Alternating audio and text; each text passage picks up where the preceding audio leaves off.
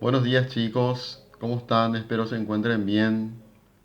Bueno, esta semana vamos a abarcar un poquito el tema relacionado a informes psicolaborales. ¿Qué entendemos por informes psicolaborales? El informe psicolaboral es un documento que nos permite identificar cuál es el perfil que tiene una persona en relación a un determinado cargo, ¿verdad? Ahora, ustedes tienen que tener en cuenta que cuando nosotros hacemos el perfil de una persona, ¿verdad? Incluye desde las competencias duras y también las competencias blandas, ¿verdad? Es decir, que un informe psicolaboral debe constar de aspectos relacionados al conocimiento, ¿verdad? Y la experiencia que tenga esa persona en cuanto a lo que se refiere a las competencias duras, ¿verdad? Y en lo referente a las competencias blandas, nos referimos a aquellas competencias conductuales que están relacionados con el éxito en un puesto de trabajo, ¿verdad?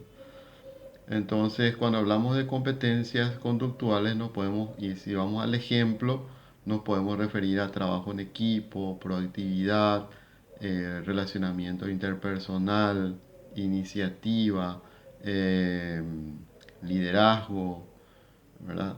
Orientación a resultados, tolerancia a la presión. Hay un montón de competencias conductuales que no hay una receta exacta que diga, bueno, estas competencias debes medir cuando haces un proceso de selección de personal.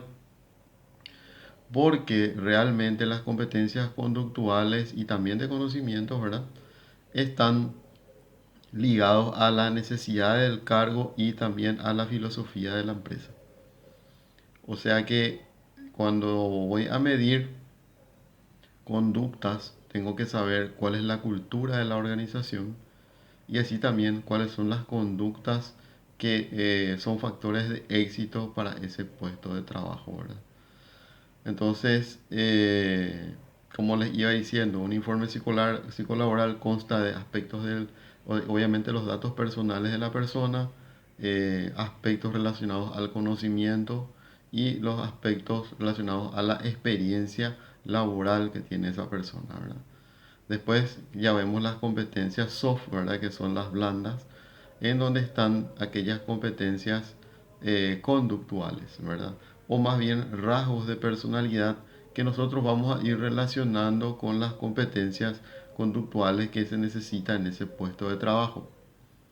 Bueno, una vez que ya tengo los datos personales, los conocimientos con que cuenta esa persona, es decir, nivel de instrucción, cursos específicos relacionados al cargo, ¿verdad? Si tiene idiomas, si es que tiene, por ejemplo, un curso especial de manejo de un sistema específico, ¿verdad? Y después vemos las experiencias que como ya le había dicho, ¿verdad?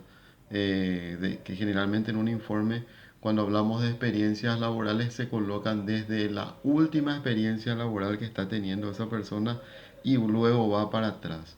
No es que yo primero coloco la primera experiencia laboral que tuvo esa persona y después así voy para abajo, ¿no? Generalmente se coloca la última experiencia laboral y la anterior y abajo mismo una de las primeras experiencias laborales que tuvo, ¿verdad?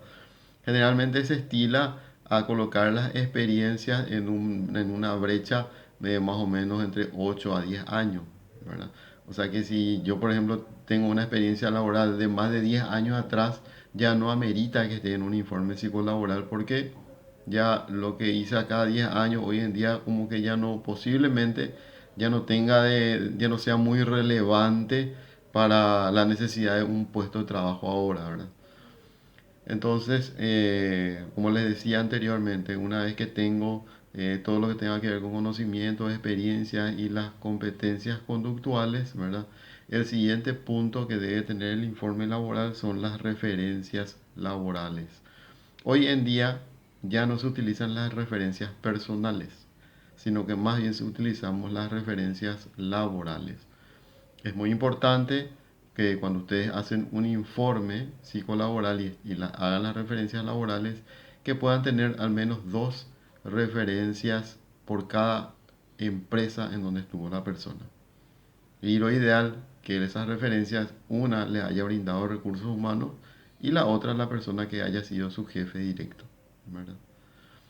Bueno, generalmente en una referencia laboral, como en algún momento ya dimos en selección de personal uno, ¿verdad? Generalmente en una referencia laboral, lo que nosotros tratemos que tratar de identificar es el cargo que ocupó en esa empresa, el tiempo que estuvo en esa empresa, por qué salió de esa empresa, cómo era su desempeño en esa organización, cuál era el tipo de relacionamiento que tenía con sus jefes, con sus compañeros, ¿verdad? Básicamente es eso, ¿verdad? Pero sí recalcar siempre que es importante saber el motivo de su salida, ¿verdad? Como para que nosotros podamos corroborar también lo que el postulante nos dijo en la entrevista y lo que realmente nos dicen en la referencia laboral, ¿verdad? Entonces eso es lo que abarca, ¿verdad? Y por último, ¿verdad? Yo creo que un aspecto muy importante del informe es un resumen, una conclusión. Eh, Cuando hablamos de resumen o de conclusión, nos referimos eh, a aquellos aspectos significativos del perfil de esa persona y que favorecen, ¿verdad? O que también pueden llegar a ser en algún momento alguna dificultad, ¿verdad? Entonces, en ese resumen tienen que estar los incidentes, o sea, los aspectos críticos positivos y aquellos aspectos críticos que podrían llegar a no ser muy favorable de aquí a un tiempo en el puesto de trabajo, ¿verdad? Porque cuando hacemos ¿por qué esto tiene que estar? Porque cuando hacemos selección de personal, difícilmente nosotros tengamos una persona que cumpla el 100% del perfil. Siempre van a haber los puntos fuertes y una pequeña brecha, ¿verdad? Para alcanzar el perfil total del puesto de trabajo.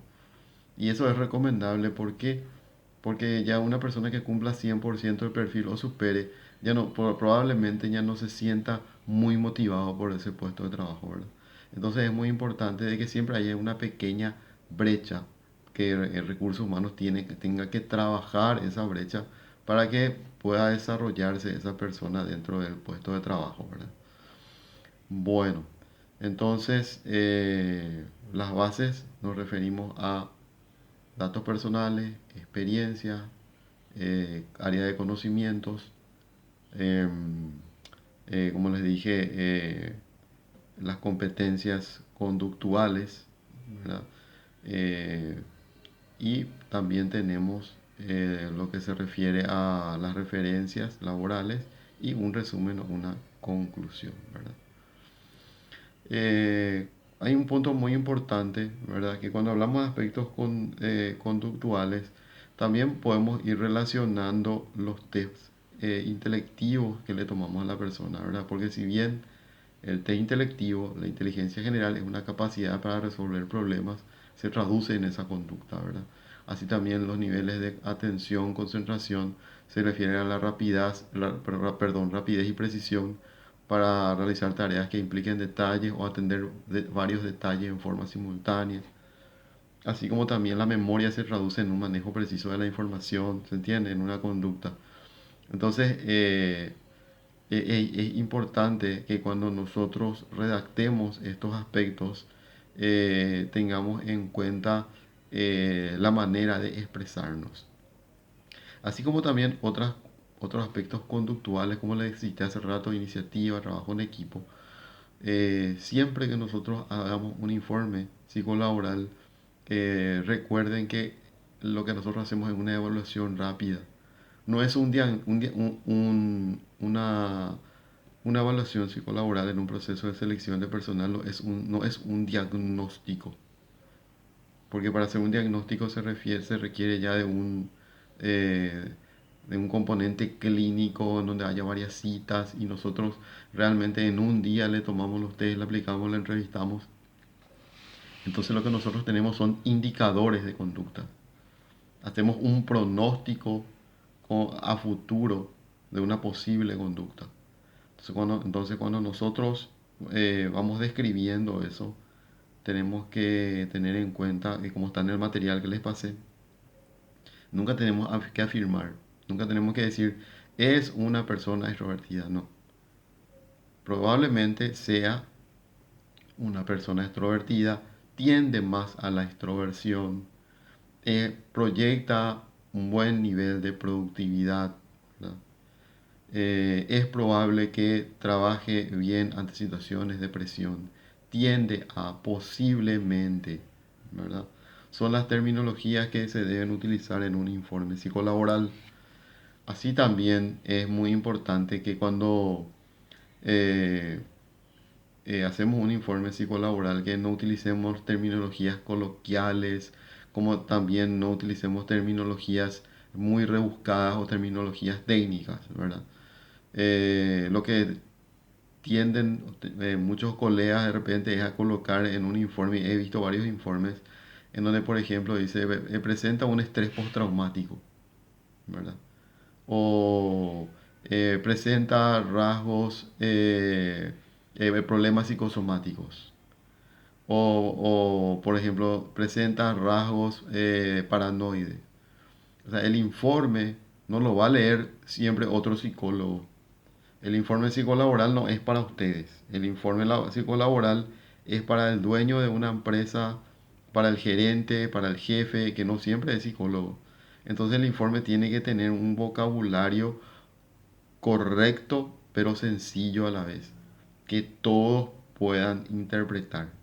¿Entiendes? O sea, si yo tengo una persona que tiene rasgos paranoides, ¿verdad? Entonces yo traduzco de que puede llegar a tomarse fácilmente las cosas a pecho y que tiende a ser muy desconfiado, ¿verdad? A eso. Yo tengo que ir a describir la conducta. ¿Se entiende? Si tiene algunos rasgos, muchos rasgos o indicadores de obsesivo compulsivo, como les dije, no podemos hacer un diagnóstico, pero sí los indicadores de obsesivo compulsivo me pueden decir que esa persona tiende a ser muy ordenado, pulcro, a trabajar mejor bajo estructura de trabajo bien definido, ¿se entiende? La conducta, yo tengo que traducir en una conducta los indicadores de rasgos de personalidad y de aspectos intelectivos que veo en los resultados de los test. ¿Se entiende? Bueno, espero esta orientación rápida les sirva. Cualquier consulta, duda que tenga, estamos conversando en el foro. Y bueno, les deseo éxitos. Y esto hay que ir practicando. El tema de los informes, tienen que ir entrenándose. La única forma de hacerlo es de repente equivocándose y aprendiendo de los errores. No hay de otra. Ok, les deseo éxitos y espero que se encuentren muy bien. Nos estamos hablando la semana que viene.